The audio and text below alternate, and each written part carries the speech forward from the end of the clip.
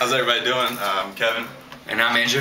And we're here for a Baker Nicholas show. I guess this is 8, even though this is our 9th week of doing this. Because last week we took it. Well, you did a video. It's 7 or 8, or we're not sure. Yeah, either way. So we're here to talk about our tutoring shenanigans, I guess, at Blacksburg High School. And this past Wednesday was a little bit slower than usual. There wasn't much mathematics going on, but you know, I mean, we were still there to help out whoever needed help. And she's gonna talk about one kid that he helped out. Yeah, in second period, there's this one kid I've been helping out with Algebra 1, and he was dealing with word problems. And so he did most of the homework without trouble, but then he needed help on a couple.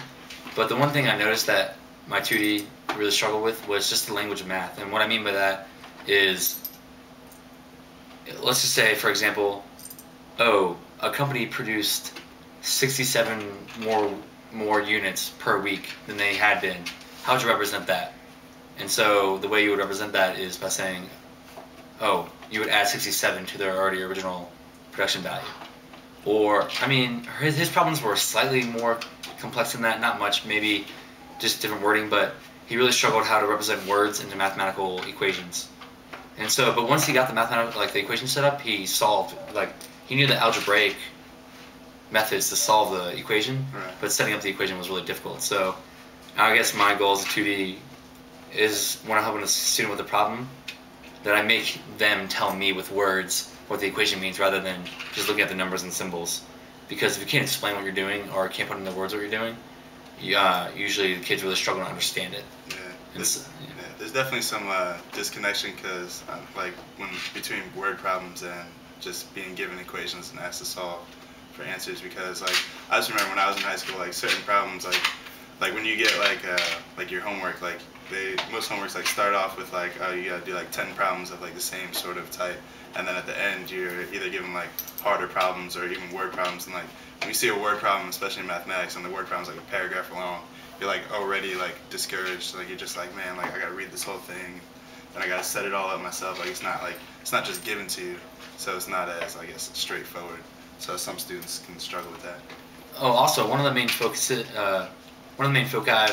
of me being a teacher is I really want to improve my students' literacy in the math classroom. You know, content reading, content literacy, and so that's a huge way that I can, you know, subtly help students with their content area reading.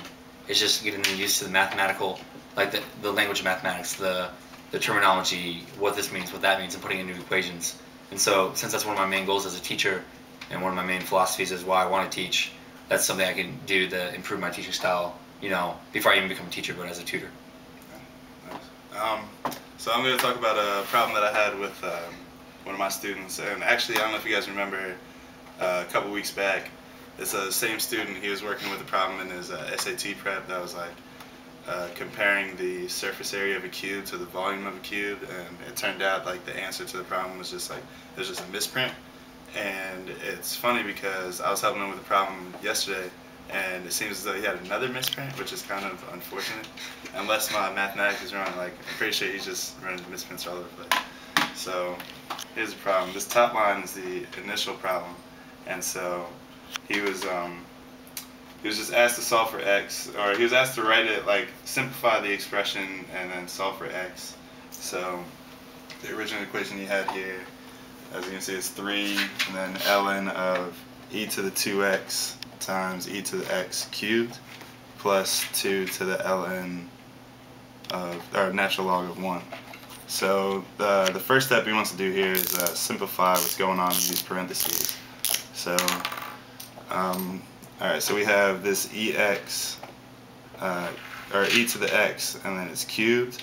But when you have a term, an exponent within the parentheses to another exponent, you can multiply those two exponents together, so you have e to the 3x, and then now you have e to the 3x times e to the 2x. So when you have two terms with the same base to an exponent, you add those exponents together, so that's why we have e to the 5x down here. And now over here you see we have properties of natural log, and one of the properties of natural log is if you have natural log of your variable a to the exponent x, you can actually bring that exponent down in front and multiply it by this whole term ln of a. which simplifies it. So we have this ln of e to the 5x. We can bring this 5x out to the front, and then we have 5x times 3 times the natural log of e. So our 5x times 3 gives us 15x, and then natural log of e is another property. Natural log and e are inverses of each other. So when you take the natural log of e, you're actually just getting back to 1. So 15x times, like, this is going to equal 1, so 15x times 1 is just your 15x. And then the second term, the 2 to the natural log of 1, well, that's another property of natural logs, that the natural log of 1 is equal to 0. So now you have 2 to the 0. And any number raised to the 0 exponent just gives you 1.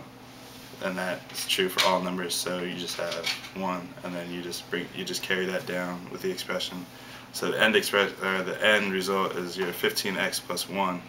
But it was weird because we checked, it was an odd problem in his book, so we checked it in the back, and the actual answer written in the back of the book was 15x plus 2.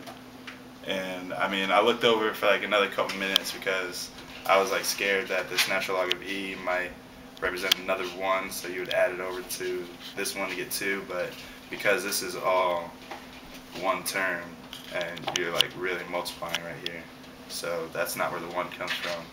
And then I was scared that the natural log of 1 was 1, which would make the exponent 1, which would make that 2 stay or remain a 2 the whole time.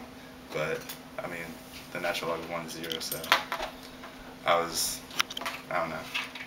I was upset to tell him that he had another misprint, but I mean, there's really nothing else I could say about it. So, I don't know.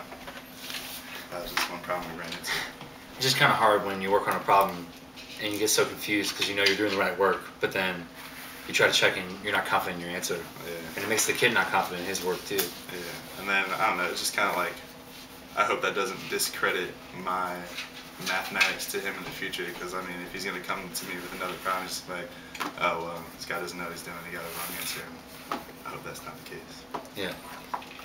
So now we're going to talk about a really cool problem that Kevin actually can explain really well. So he's going to be doing it. But this is a problem. It's a math problem, but it's more or less a logical problem.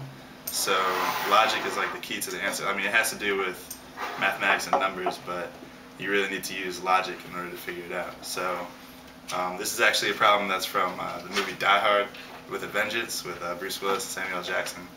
And what they have to do is they're given, I mean, we don't have a 5-gallon bucket and a 3-gallon bucket, but if you could imagine this is a 5-gallon bucket and this is a 3-gallon bucket.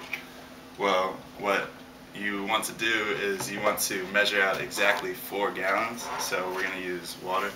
So there's the solution from the movie, which is a solution that I know how to do, not from watching the movie. I mean, obviously I've seen the movie, but I know how to do it otherwise. And then there's another solution that I've actually received from students that I've posed this problem to.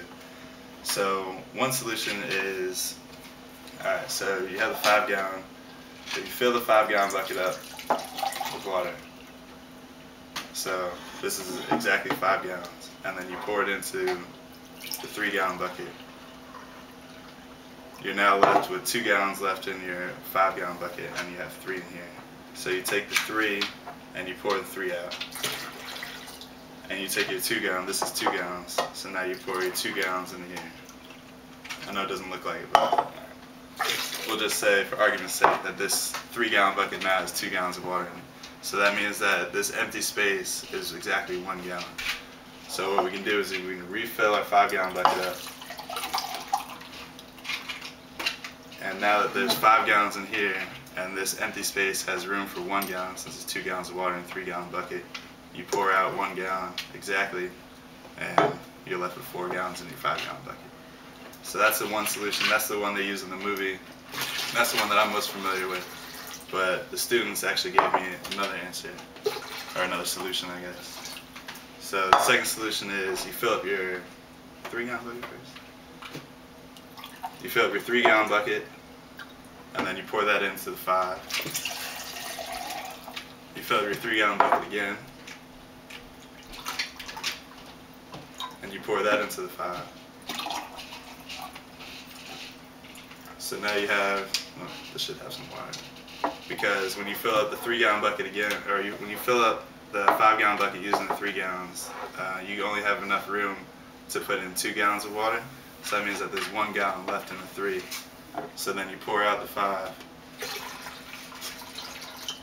You pour the 1 gallon from your 3 gallon into the 5-gallon bucket, and then you fill up the 3 again, and you pour it into the 5, and 3 plus 1 is 4.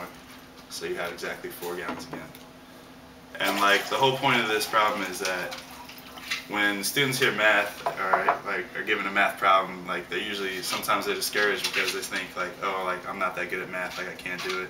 But the real root to the problem is just using logic and using your mind and being able to be a good problem solver. And that's like what we've been talking about this whole semester is like problem solving is like it's fundamentally mathematics, but it's really something that can be applied to any given problem and in any area really. So having a mathematical mind is just being a good problem solver. You don't have to necessarily be strong at mathematics, but being able to solve problems is what's key. Yeah, so I think that pretty much wraps it up for this week, and we'll talk to you guys next week. So see you guys. All right, take it easy.